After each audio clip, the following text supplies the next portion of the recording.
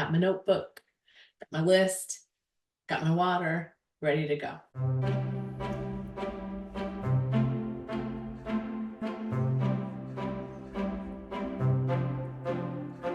Hi readers, it's Lori. Welcome back to my channel, Books, Ink, and Paper, or welcome if this is your first time. And welcome to April's anticipated reads list that I have curated. A number of people have curated a large list as well. I have seen some that are incredibly long. I decided earlier this year, as you may remember, that I'm only going to feature about 10 of them because I just feel like it can get out of control, not only in describing all of them, but in deciding that you want to read all of them. So I'm kind of keeping them to a little bit of a limit, and this month's limit is 10. So here are a couple of different genres. Hopefully they're all a little bit unique, and maybe there are some here that you'll find that you really want to read, as I have probably discovered that there are a couple that are a must for me as well.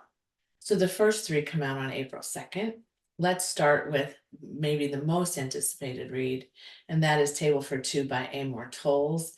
I have not read anything by this author yet. I do own The Lincoln Highway, and I do want to get to read a few of his, but this is a short story collection. And there are a number of them in here. I think they're all kind of set in the same kind of timeline and have the same vibe as Rules of Civility, which I've heard is a lot of folks' favorite by Amor Towles. So I'm curious about this one. I don't know that it's an auto buy for me, but I think it might be a library borrow for me. And so if you're a fan of Amor Towles, this one is for you. The next one is Just for the Summer by Abby Jimenez. And a lot of people are anticipating this one as well, especially fans of her work. I am a new person to Abby Jimenez. I have not read anything by this author, but I recently acquired Yours Truly because it was the book of the year for Book of the Month Club. And this one does sound cute to me. It isn't a unique trope, but it follows a man named Justin who's been having a little bit of trouble with his dating life. He dates women, he gets really involved with them and feels like this might be the one, and then they break up and that woman goes on to marry someone else. I'm assuming that this is women mostly that he dates, but I could be wrong about that. So I want to call myself on that. You know, there may be some queer representation in it that I don't know about. Also, he meets a woman on social media named Emma who slides into his DMs, which is a phrase I really don't like, but I'm going to say it because it is in almost every description of this book. And he and Emma discovered that they have the same curse. And so they decide to date each other and then, of course, break up with each other so that they can meet the person that they are meant to be with for the rest of their lives. So Just for the Summer describes how they will end up dating each other and for how long, I think, which might be a fun summer read. And so if I were to decide to read this after, hopefully I read Yours Truly, then I might pick it up then. Let me know if Abby Jimenez is an auto buy author for you, and if so, which one is your favorite so far? The third one is The House on Biscayne Bay, which is by Chanel Cleaton. Now, I like this for a couple of reasons. One, because I really, really like books that are set in kind of a Gothic mansion.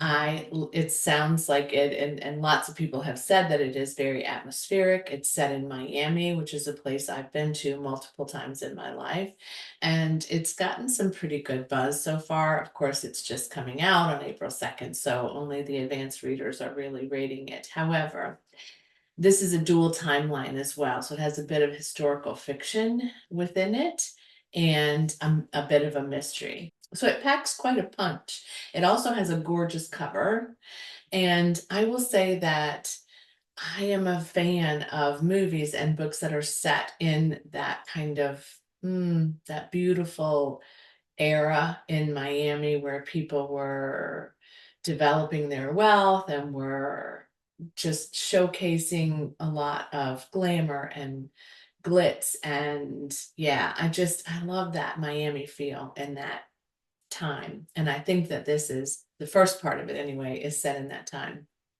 So this follows Robert Barnes and his wife Anna, and they end up after the Great War trying to everyone's trying to rebuild their lives and just find out, how to ground and center after this tragedy that has faced the United States and the world. And so they end up settling in Miami and they build an empire, including a mansion called Marbrisa. That's how it's spelled, but it might be pronounced differently. And so he becomes very, very famous and very, very wealthy, and a sort of a mogul in the city of Miami, Florida, until a scandal rocks them. And I'm assuming that they kind of lose everything that they have built there. Years later, though, in another timeline, a woman named Carmen Acosta is recovering from the sudden death of her parents, and she ends up going to Miami to live with her sister and brother-in-law to recover from this and, is feeling a little bit adrift.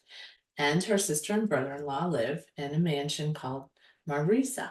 She then discovers that there are some things that feel creepy and mysterious and maybe not quite the way they should be as she joins her family there.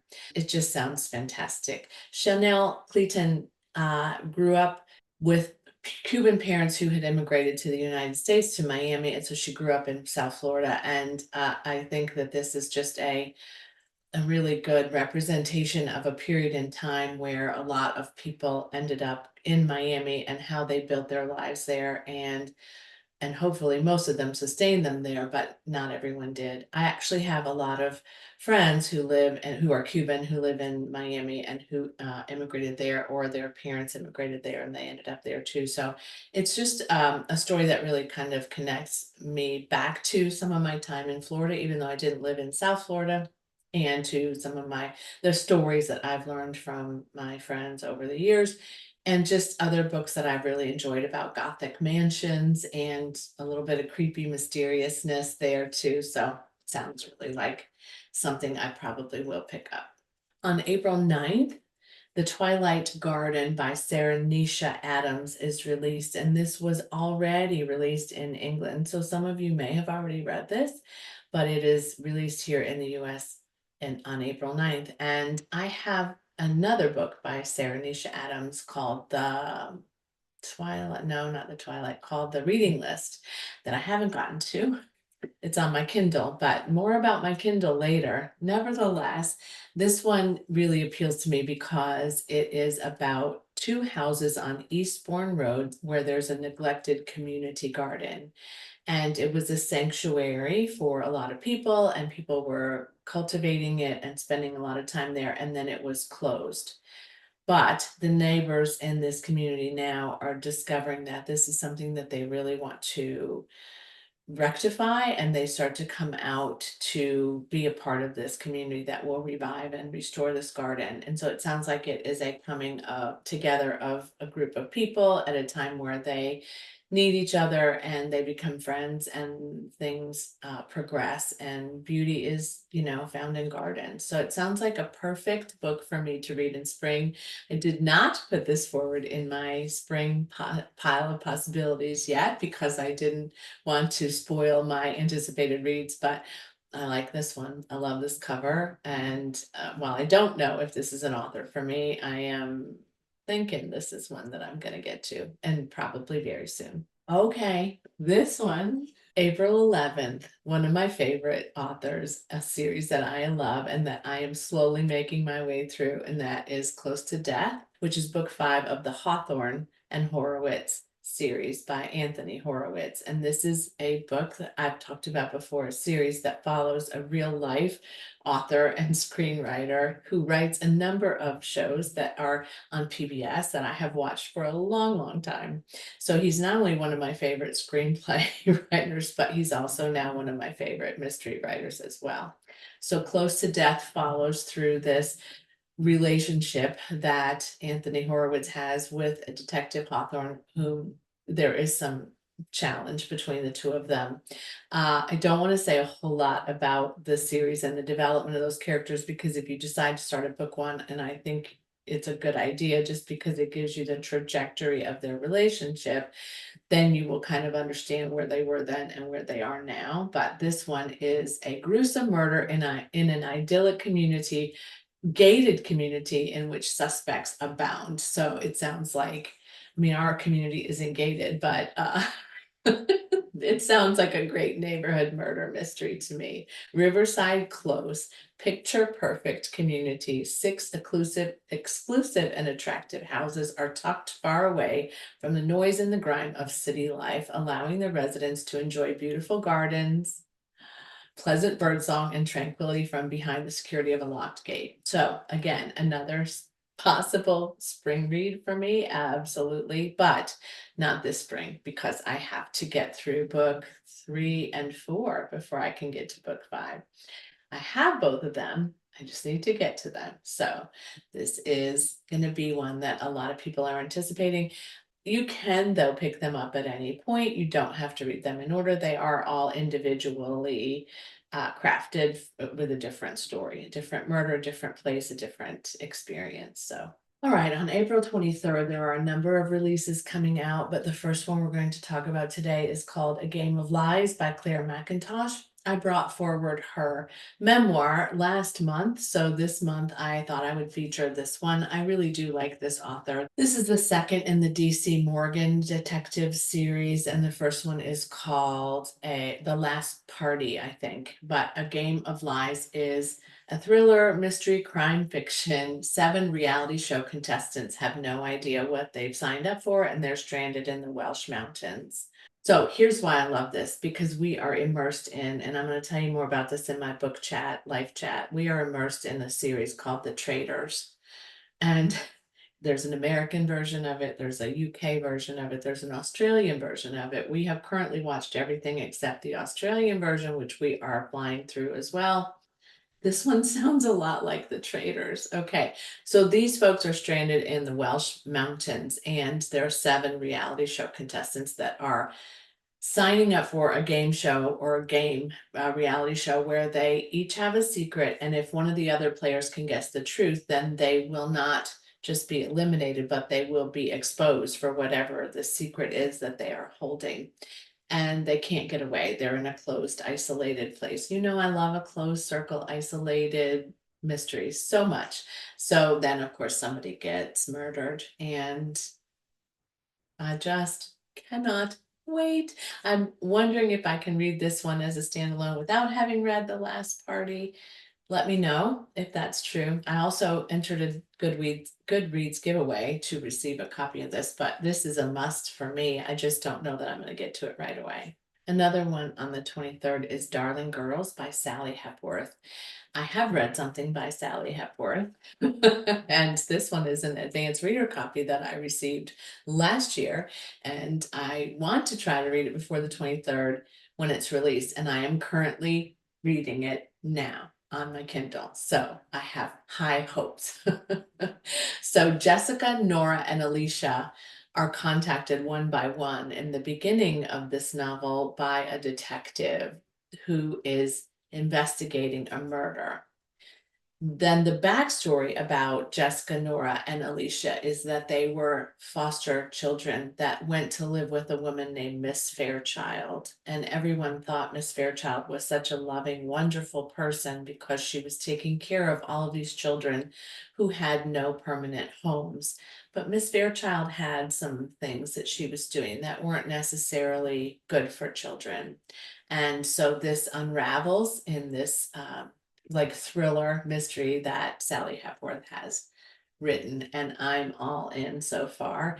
These are all set in Australia, which I also appreciate, so that you just have different kind of a flair, and she's just a great writer. And I listened to an interview with her once, and she's hilarious too. She's just a lot of fun to listen to. So I am reading this one, and it will be out again on April 23rd. Funny story by Emily Henry. You might be saying, but you really didn't like the last one that you read, and you're not sure you're a fan of Emily Henry. but you've read everything that she's written recently, at least. That is true. It is kind of a funny story that I am maybe going to read this one too, but probably not right out the gate. I don't really own any of Emily Henry's either, I don't think. I don't buy them, I just read them, and they're a good palate cleanser, and they're usually funny, and this one is not unexpected in the way that it's formed. It kind of sounds like another one that we've been talking about. But this one follows Daphne, who was in love with her fiance Peter, and they had this great meeting story that he would tell everyone, and it was just so much fun until Peter left her for someone else. And that woman was Petra, and she was his childhood best friend. So he and Petra had a lot of history. But fast forward, Daphne is a children's librarian, and she's kind of pressed for cash and trying to make ends meet where she's living. And so she agrees to room with a man named Miles, who happens to be Petra's ex-boyfriend. Miles and Daphne start to share some photos of their time together that may be misleading and may be trying to look like they might be more than just friends. And do opposites attract? I don't know, do they? We'll see. Okay, this next one I am very curious about. And there's a couple of things that are drawing me to this. One, the author, two, the cover, and three, the story, although it has some roots in some other stories that I've recently read as well.